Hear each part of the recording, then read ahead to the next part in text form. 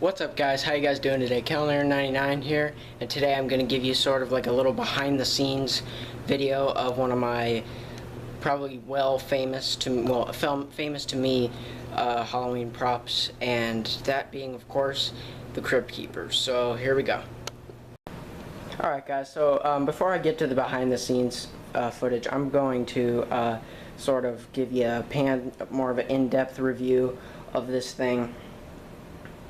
Because I didn't really go through it as much. I just showed the animation in the video I did when I first got it.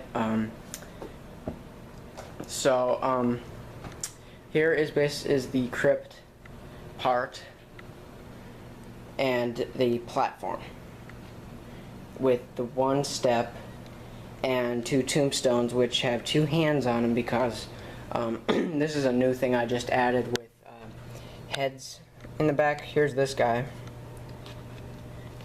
I'll take the tombstone off so you can see his face. Alright, so that's that guy. He's on this tombstone, which I'll show the name in my tombstone video coming up soon. And here's the other one. There's this guy. He's kind of bent that way a little bit. There we go. Okay. Alright, so now let's get on to the real part. If you guys are wondering why there's pink paint on the crypt itself, is because this paint is actually fluorescent spray paint, which if you have the room dark with a black light in the black light in the room shining on the paint, it will glow in the dark. Alright, so as you guys can see, it's got these three blocks on the side along with a crack here and more cracks along there and the same blocks on the other side. And this actually belonged to Casa Bonita restaurant, which they let us have because this was used many years ago in the restaurant, probably back when I was like 5 years old. And one year, I will tell that story in one vlog. They had to they couldn't get it to work for one thing, and this platform we had to make spare. They had their own platform, but I'll show you a picture of their platform that they used and why we couldn't use ours. So I'll show you.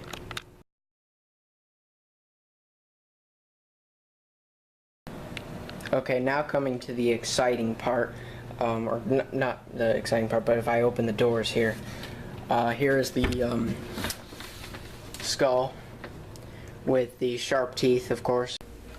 Alright, so this is actually the second part up there, a separate part, and there's a fan up there, which I will get to when I show the behind the scenes part.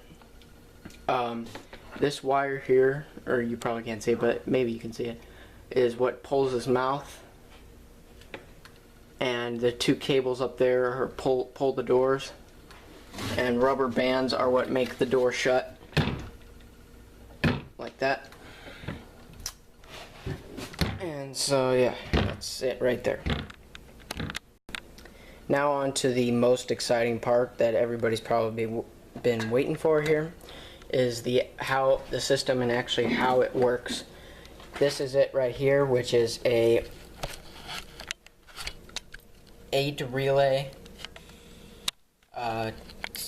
board for timers that control each thing. We have I'm not going to go through those 8 things, but what we do have is a fog machine which goes off, and the fan is actually to blow the fog out when the doors open.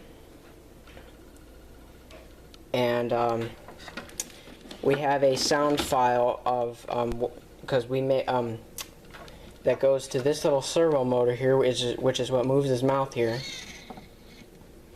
And he says a line which you guys will see in the Halloween video this year. I'm not going to ruin the surprise, but it moves exactly with the audio going to that speaker there. And this little cylinder here is actually what opens the doors. It goes up like that and pulls the cables, and then when the air turns off it goes down, and then the rubber bands shut the doors. And yeah, we also have thunder and lightning sounds at the beginning of the audio, which you guys will see. And yeah, so that's pretty much what works the whole thing. And yeah. So the question you guys are probably all asking is, what happened to the crypt? Or what made you want to take it? Well, like I said, the workers who set all that stuff up for their haunted house could not get that thing to work at all. Like, literally. So whenever you went there to see it, it did nothing. It just sat there with the doors closed. You didn't even get to see the skull. And actually, it didn't even talk until we got it. It didn't even talk. Which you guys probably saw in the first video I did of the Cryptkeeper. It just moved its jaw up and down, but we made it talk. So that's something we did.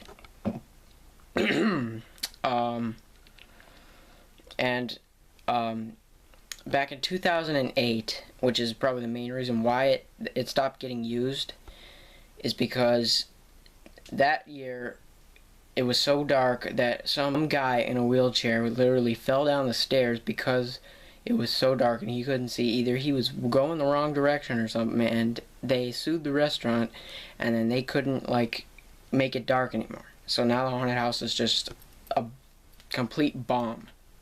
Like, it's just got ruined all because they had to sue it. All because those people had to sue the restaurant. It's terrible. And so they stopped using it for a long time, and until I finally looked at it and said, hey, this would be good for our thing. Could we figure out how to get it working again?